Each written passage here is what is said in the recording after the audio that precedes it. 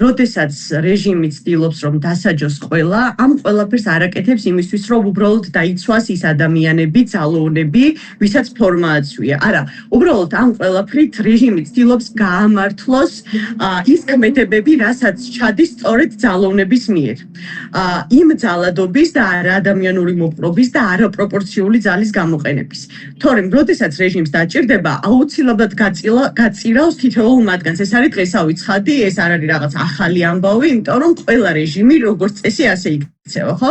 საბჭოთა ისტორიასაც რო გადავალოთ მაგალითი, ის ადამიანებიც კი, რომლებიც საბჭოთა კავშირს ქმნიდნენ და სწორედ მათი მთავარი ჩართულობით და მონაწილეობით შეიქმნა როგორც ასეთი სისტემა, როდესაც სტალინს აღარ დასჭირდა, თითოეული მათგანი ჩამოიშორა გვერდიდან პოლიტბიუროს წევრები.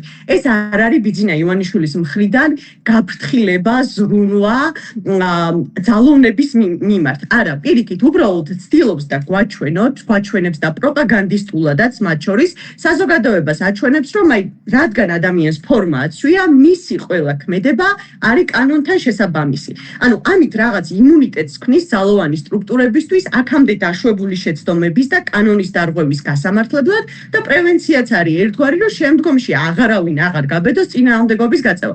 თან ჩვენ არ უნდა დაგვაუწყდეს ის, რომ მხოლოდ იმ ადამიანებზე არ გვაქვს საუბარი, ვისაც დღეს ფორმა აცვია. დღეს სასამართლოში და პენიტენციურ დაწესებულებაში, როდესაც ჩვენ გვყავს 60-მდე პოლიტპატიმარი, მათ დიდ ნაწილს ედავება შინაგან საქმეთა სამინისტრო ისეთ პოლიციელებზე თავდასხმას, რომლებსაც ფორმაც კი არ ეცვათ და საერთოდ არანაირ საპოლიციო ღონისძიებას არ ასრულებდნენ, ხო?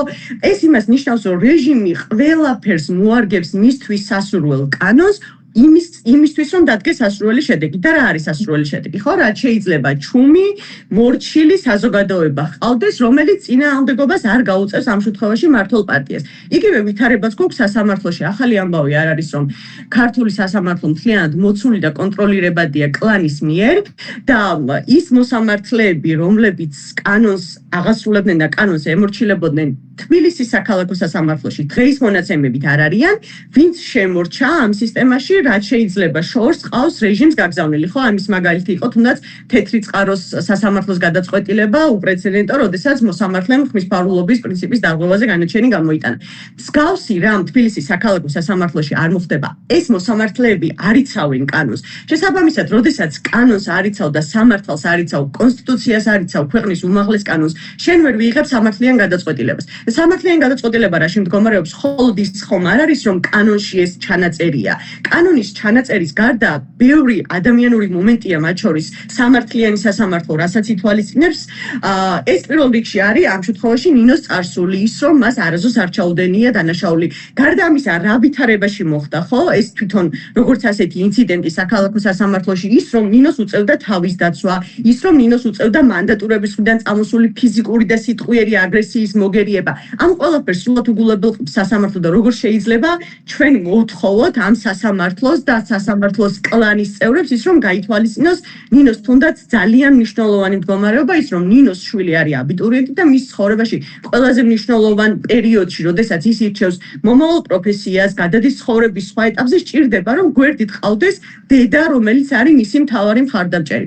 მოსამართლეებს საერთოდ ეს მოსამართლეები საერთოდ დაცლილი არიან ამ ყველაფრისგან, ისინი არ აღიარებენ არც კანონის უზენაესობას და შესაბამისად არც ადამიანურ ფაქტორებს. მათთვის მთავარი ამოცანა არის ის, რომ რეჟიმის მიერ მიღებული გადაწყვეტილებები აღასრულონ, რა თქმა უნდა, ფორმალურად, იმიტომ რომ ყოველი პოლიტპატიმრის შემთხვევაში, ისევე როგორც ნინოს შემთხვევაში, ეს განაჩენი წინასწარ არის გამოტანილი და უკვე როგორც ხედავთ, ბოლო დღეების განმავლობაში ფორმალურ ნაწილსაც კი არ იცავენ სამართლებრივი კუთხით.